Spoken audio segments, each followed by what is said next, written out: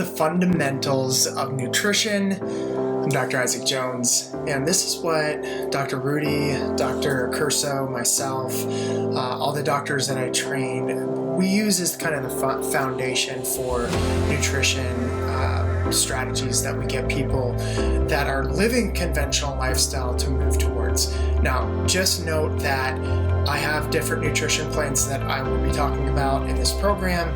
You probably have some different nutrition strategies to implement. There's so many different nutrition things that we need to implement for different people in certain situations. And so oftentimes I'll start off with more of an advanced nutrition plan for some people that are wanting a specific goal that's more advanced than others. But I just want to let you know this is kind of the foundation. You've got to customize each program to each person, give them different nutrition strategies that they can implement, and so on and so forth. So without any further ado, I'm going to move my desk up a little bit and get started here. All right. So in this training, you're going to learn the basic nutrition plan that we use with our health participants, the 2 steps to ultimate 21st century transformation, the 3 interferences that must be removed in our basic nutrition plan, and what your clients can expect or your health participants can expect by following this nutrition plan. This is our most basic nutrition plan. It's the most realistic, long-term sustainable nutrition plan. It's more of a medium fat burning and cellular healing plan, and it's filled with a variety of delicious foods. It's really foundational, what we call lifestyle plan. And we like to call this lifestyle plan, or when people are living a healthy lifestyle, we call it lifestyling. I mean, they are kind of moving along the path of living a healthy lifestyle. So I like to tell people, hey, you know you're lifestyling now, right? You've been following a lot of the strategies that will help you live a lot longer and healthier. So keep up the great work. So what is it? What can your clients expect? It's going to help to shift their body into fat burning. There's strategies to do that at a higher level than others. It's kind of a risque photo, actually. Sorry about that. We'll most likely see an increase in energy, decrease digestive issues, help to balance hormones. You'll see typically a reduction of different symptoms. It's just going to help them maximize life experience, period. So there's really 2 steps to ultimate 21st century health transformation, and there's 3 interferences that must be removed. And again, these 3 interferences are hidden sugars, food toxins, and bad fats. So that's what we really focus on, because if we can help them remove those hidden sugars, those food toxins, notice I'm not saying sugars, it's the hidden sugars, it's the food toxins, it's the bad fats. We can help reduce cellular inflammation. So sugars, toxins, and fats, STF, equals a reduction of SCI, cellular inflammation. So what does this mean in the interim? What are we actually helping people? What are we actually helping people do through the 6 months of people working with me? I have a lot of different cleanses, different nutrition plans for different problems. We've got 3 core nutrition plans. There's the, there is the Refresh cleansing nutrition plan. There's the advanced nutrition plan, which is an advanced cellular inflammation or anti-inflammation nutrition plan, and then there's the kind of basic lifestyle plan. And so the goal is to help them move out of symptoms and potentially even disease with these diets, and reduce cellular inflammation, move away from the dis-ease and towards optimal health. And that's where we live with Elevase. I communicate again this to health participants when I'm interacting with them. And I like to even talk to them about this scale and how there's a continuum. A lot of people for 20 to 30 years, they're in dis-ease. For 20 to 30 years, they're dealing with symptoms, and all the while, disease is silently forming inside their body. So our goal is to help optimize physiology, remove the interferences dietarily so that they can optimize genetics.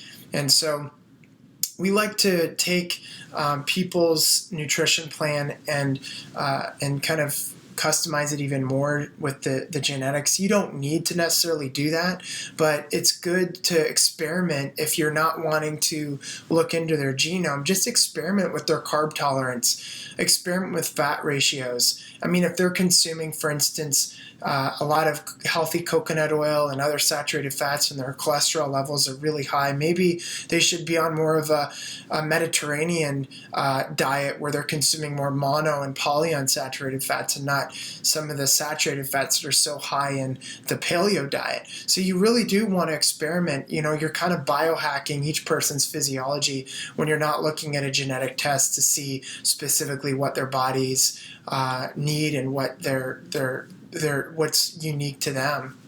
You may want to experiment with carb loading at certain times. So this is just one example of a gene SNP that we're going to get into a little bit more detail on this with Dr. Dan Stickler in a training later on in the program. But the ABCG8 RS4299376, if you've got the risk allele, you've got what they call the anti-vegetarian gene. So recent genetic studies have shown that the high intestinal plant sterol absorption poses a risk for cardiovascular disease in people that come back with this. So people that are only consuming these high-level diets of plant sterols can oftentimes create high levels of cholesterol and inflammation. And it's only a small percentage of the population that deals with this, but it's good to know that there are some people that will develop disease faster when they're over-consuming plant sterols genetically. So an action is modest intake, so it's not like they're not going to be consuming, healthy vegetables and things of that nature. It's just that they're not going to be maybe vegan, vegetarians, right? So something that you can figure out and work with people and experiment with people on.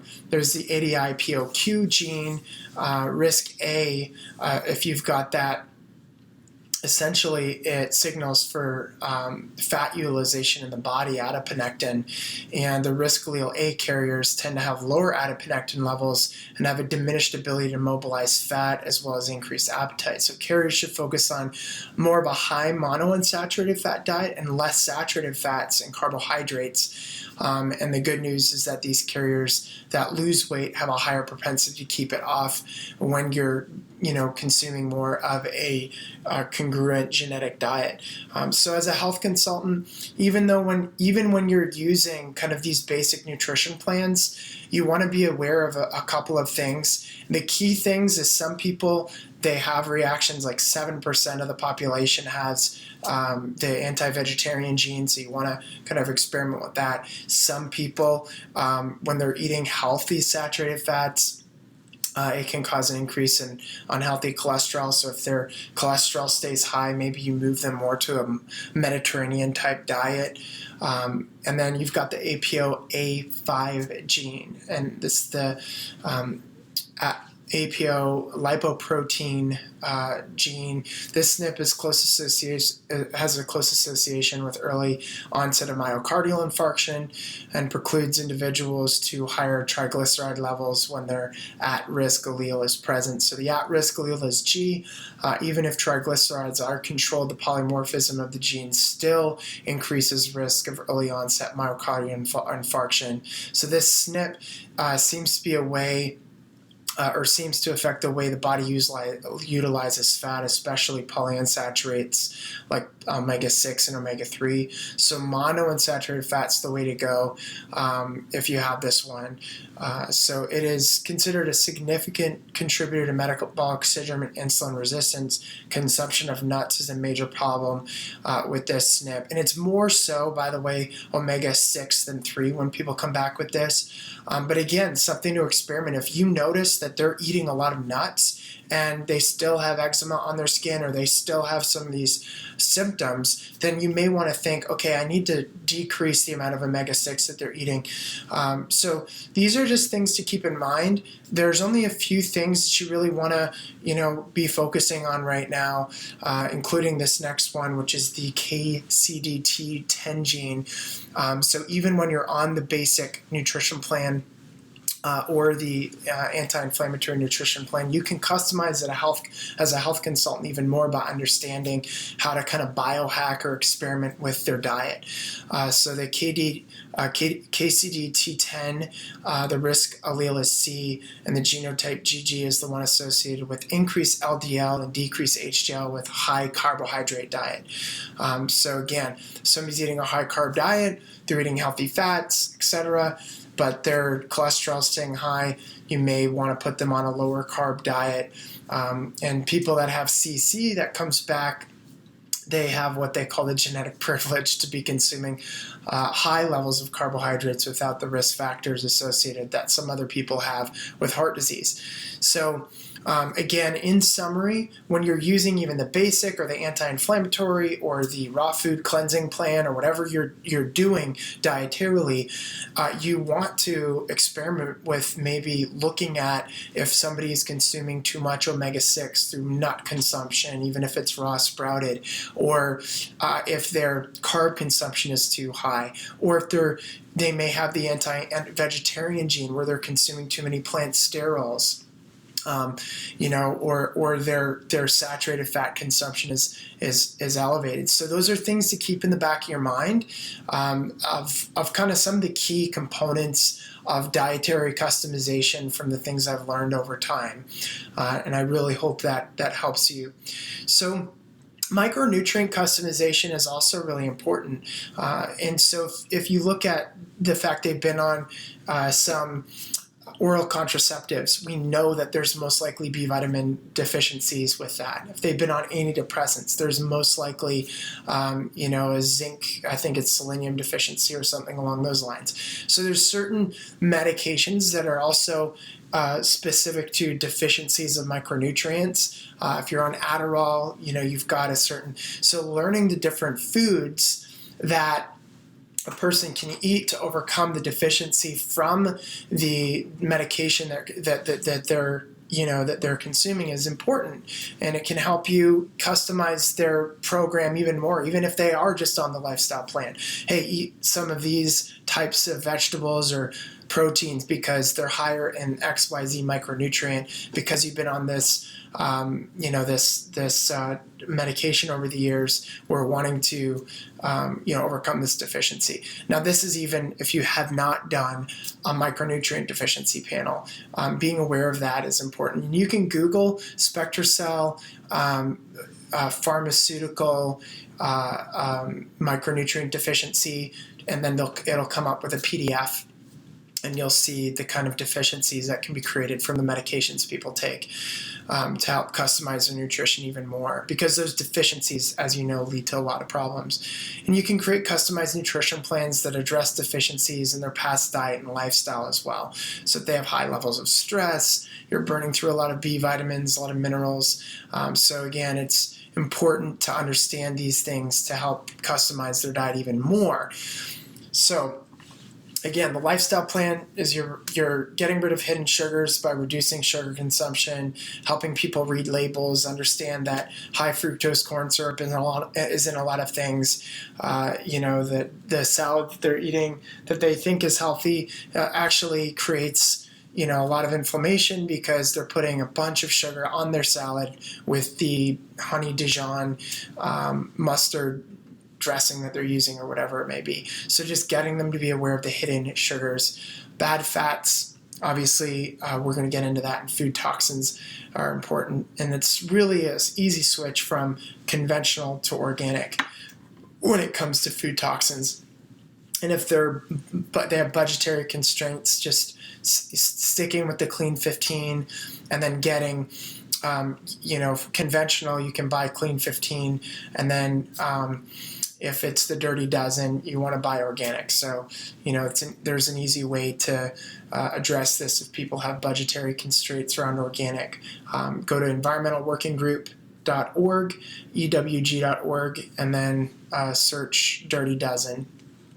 So food toxins, all of the different challenges, the microRNA and the genetically modified organisms that end up getting into our gut microbiota that ends up creating little pesticide factories inside of our gut. That's a huge problem. Preservatives, herbicides, pesticides, food toxin molecules, phthalates, xenoestrogens, the list goes on. What they found with food toxins is that out of the 1,139 children that were tested, 94% that had concerning levels of pesticides in their urine. Chemicals and plastics are common household goods, are linked to serious developmental disorders. This also causes birth defects and are linked to fetal death. So it's important to understand the impact these food toxins have on people and to get them out of that. 99% of men and women have been found to have pesticides within their body. Obviously, it's not a shock. World Health Organization estimates that 18,000 people die each year from pesticide consumption in their food, and it's been linked to all these different diseases: heart disease, cancer, diabetes, autism, ADHD, obesity. I wrote an article that went viral. That one article ended up having 17,000 shares, and then I shut my site down because of a virus or whatever, and then all of my shares and viral activity went away, which was a little disappointing. But scientists find GMO foods could create pesticide factories within the body. In fact, they've found that to be the case. It's important to get them to understand ingredients, get them to read the labels. I mean, it's pretty serious what's in the food nowadays. And toxic additives are shown to create difficulty sleeping due to endocrine issues and imbalances. It actually creates financial loss due to costs of dealing with the disease associated with this. In our toxic world, Doris Rapp, who is the kind of mother of environmental medicine, wrote a book called Our Toxic World, A Wake-Up Call, and just goes into like what food additives we should avoid and the impact that these toxins have on our bodies. Lifestylers' action steps to combat food toxins. What we want to do is go organic, try to go gluten-free because of the Franken grains, do organic farming, and try to stay away from conventional dairy. That's absolutely essential, as you know. The meats have a lot of high levels of omega-6 in it, a lot of inflammation, a lot of hormones, estrogens, etc. So it's important to stay away from the drug and cancer-filled meats and stick with the healthy organic meats that don't have toxic stockpiling of these different things within them. And so, there are a lot of different companies out there. Beyond Organic is a good company, but you definitely want to avoid drug and cancer-filled and cancer-promoting meats. And by the way, I typically like people, I look at the environmental impact of red meat as well. And so I always like people, consuming things that don't have as big an environmental impact, with global warming and all that other stuff. So if you believe in that, which my dad does not believe in, he's like, it's hogwash. But I'm like, I don't know about that. So hidden sugars. The average Westerner consumes 22.2 tablespoons. It's actually 104 grams per day of sugar. Our ancestors consumed 50 to 20 grams of sugar for thousands of years before, and I say, therefore, we're genetically programmed to have a lower carb diet. I would say under 50 grams, and minimal processed sugar consumption. And there's been a lot of really amazing videos that have gone viral, like The Bitter Truth of Sugar, which has close to 3 million hits, now over 10 million, I believe. But, huge in respect to the obesity and epidemic, causes a lot of what they call advanced glycation end products, and a lot of major problems with rapid aging. And there's a lot of hidden sugar in a lot of different things. You never think that Thanksgiving dinner would have 105 grams of sugar in it, or one soft drink would have 40 to 50 grams. But look at the health kind of related stuff. You've got white cake frosting. I guess this isn't the health just yet. I'll show you the health stuff in a second. But just look at these. Coffee liqueurs, 46 grams, marshmallows. I mean, there's sugar in so much of this. But you look at the hidden sugars in like the healthy products, the granola bars, the salad dressings, the dried apples, the dried bananas, the ketchup. And people are putting a lot of this hidden sugar on their food. So it's important to educate them on that. And the reason why is because of this. Sugar, turns the body into sugar, people into sugar burners. So they're just burning sugar for energy, which means they're storing fat for energy because of sugar sensitivities and insulin resistance that develops. And our goal is to combat that. And oftentimes throughout the program, it's good to keep people kind of minimizing even fructose, over-consuming fructose sugar consumption. You can see where there's a lot of hidden sugars in quote-unquote healthy things as well. And I do believe we should be able to eat bananas and apples, etc., no problem. But with the amount of inflammation in people's bodies already, we have to reduce sugar intake. So we always get people to do a revamp of their pantry. In month 1 of my programs, I typically recommend people go through and delete, give away a lot of the unhealthy foods, like, give it to donations or even throw it out. So you want to replace bleached flour, unbleached flour, conventional, with whole wheat, brown rice, spelt flour, etc., buckwheat. If they're going to be doing grains, ideally not doing grains. I don't eat any grains, haven't eaten grains in a really long time, other than rice. White sugar, brown sugar, etc., with stevia, raw honey, maple syrup, molasses. So getting them to make these shifts are essential. Lifestyler's action steps to combat hidden sugars: remove all tempting toxic sugars from the house immediately, and steps with the recommendations in the cleansing plan, or the lifestyle plan, careful you don't overconsume fruits, and focus on eating high fiber fruits such as berries more often. So that's something that we do, certainly. So again, avoid all the artificial sugar replacements as well, and use in moderation honey, coconut sugar, turbinado, and stevia is obviously the go-to, but even people can overdo stevia, because again, we want to get the body back sensitive to tasting sweetness. And even stevia, when you're over consuming it, you don't get that sensitivity to sweetness anymore. I don't recommend xylitol, even from organic birch trees. Can be damaging to your microbiome. There's a lot of research on that. Dr. Jerry Curatola, one of the leading dentists in the world, has got a dental facility on Park Avenue in Manhattan, educated me on all of that. It's bad for your oral microbiome as well as your gut microbiome. So again, stevia is better.